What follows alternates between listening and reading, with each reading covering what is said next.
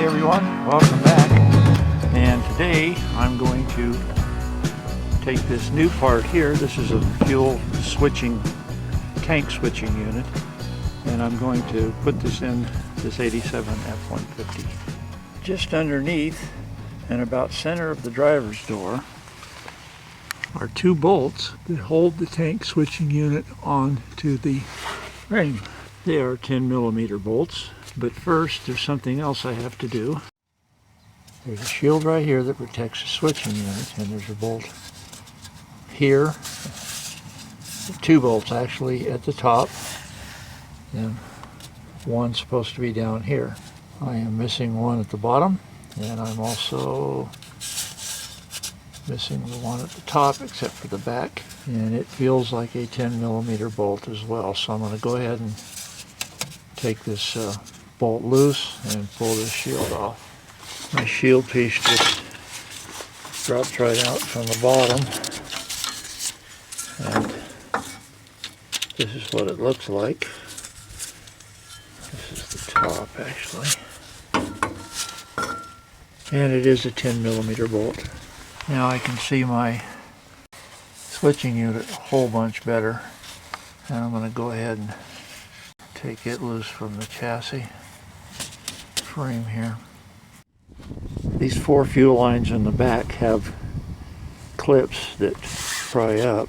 Clips are color coded. The black ones are on the fuel line and the white ones are on the return line of the fuel.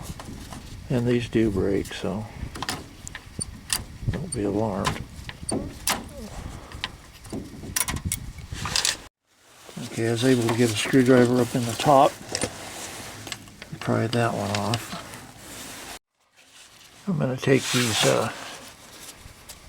clamps loose so I can pull each line loose individually instead of trying to do two at a time. They just seem to slide apart.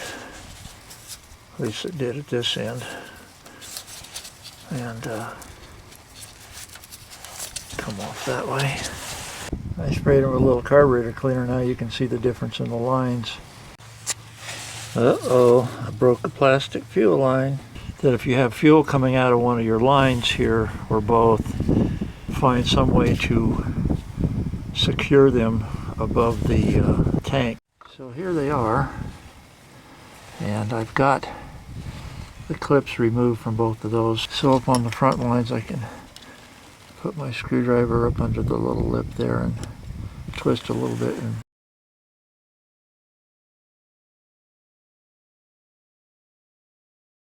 okay, I used two different screwdrivers. I used a real small one to get up under the lip of the connector on each one of those, and then I pried back a little bit, and then I used a bigger one to twist it and get it off. Switching unit is loose, it has fuel in it, and now it's time to pull the unit out.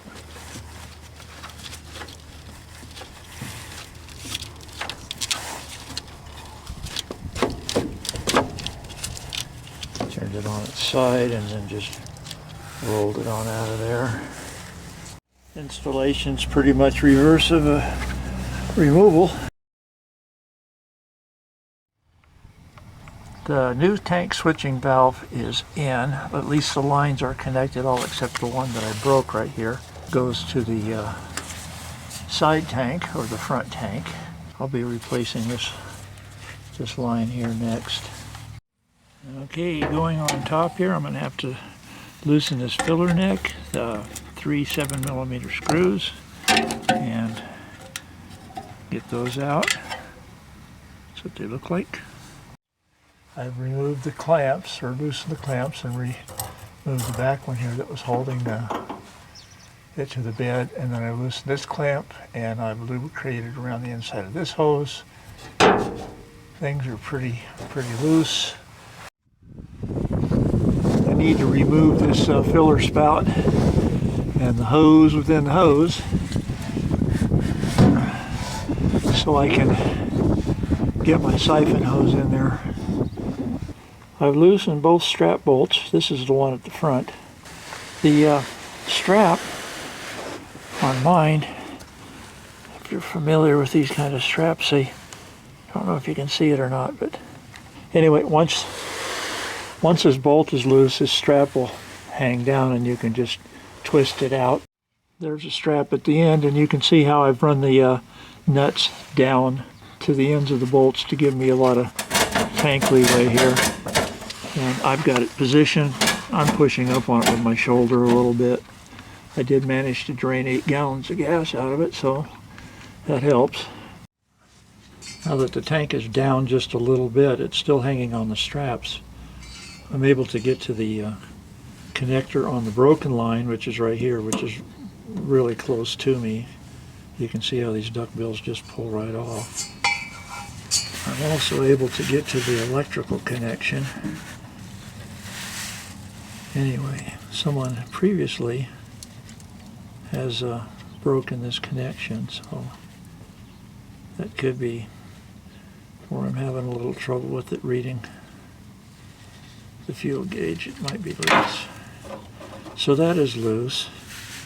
Now what I need to do is pry this off, or pull it away from the... So I broke the other one. I was going like this and pulling it away. Let's see how much gas I don't think there's anything in this line. Oh, there isn't. Now I need to remove my broken line. Alright, I'm going to see if I can put the return fuel line on right here. It's almost a little hidden behind the main fuel line. And then when I do that, after I get that on, I'm going to have to align this pump with the holes. And, excuse me, it's not a pump. Align this switching valve with its holes. And tighten her down.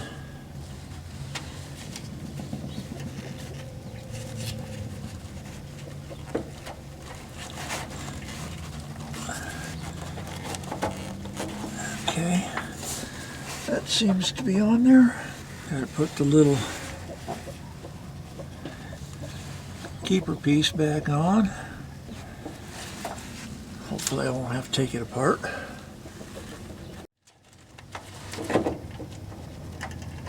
It's almost in perfect position right where it is. Yeah, I have a little trouble lining the holes up, but I've almost got it. Now I want to put this shield piece back in place. And